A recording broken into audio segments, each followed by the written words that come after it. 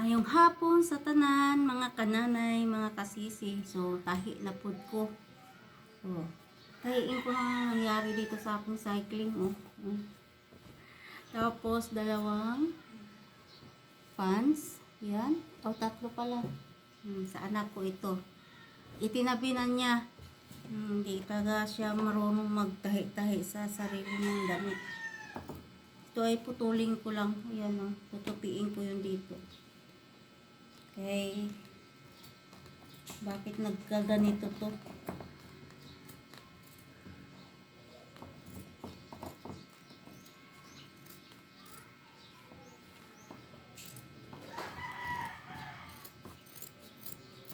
Ayan.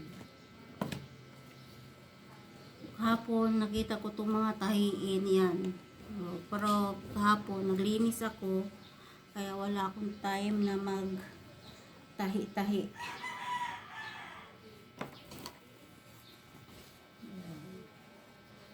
Ako, saan mo ano nito?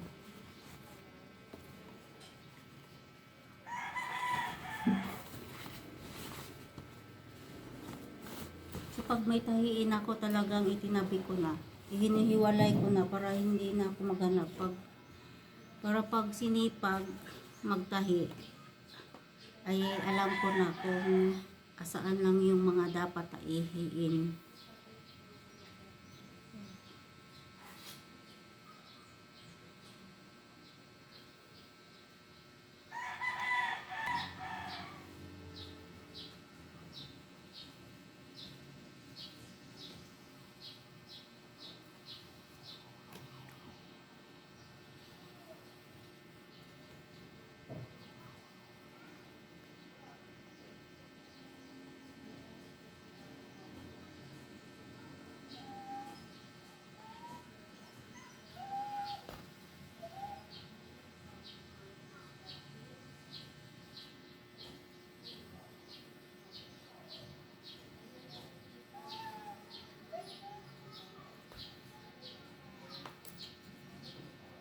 Ayan, nabuhol na.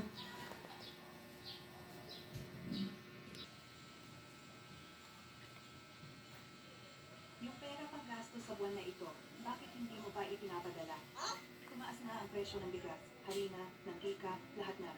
Kung hindi mo ililipat ang pera, paano mo kayo makakainin? Tita, yung pera, nailipat ko na sa'yo. 1,000 piso.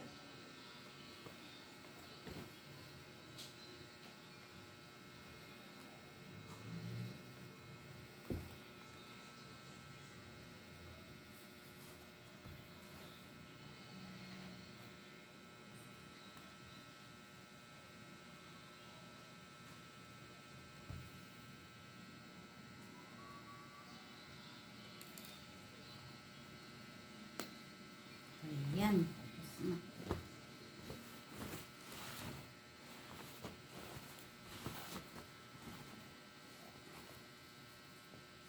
Okay na uli yung cycling ko. Ayan mga kanagay.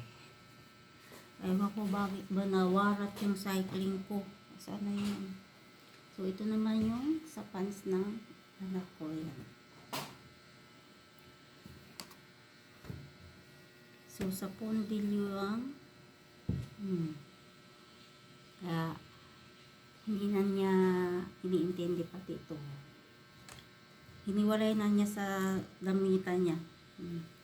Madali lang to ano yun eh, tahiin. Ay, hindi talaga marunong sila manahi. Ayan. Ito naman dito sa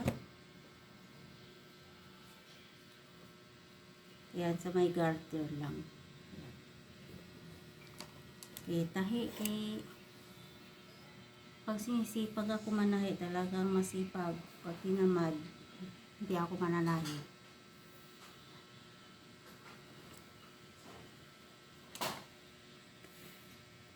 So, thank you for watching everyone.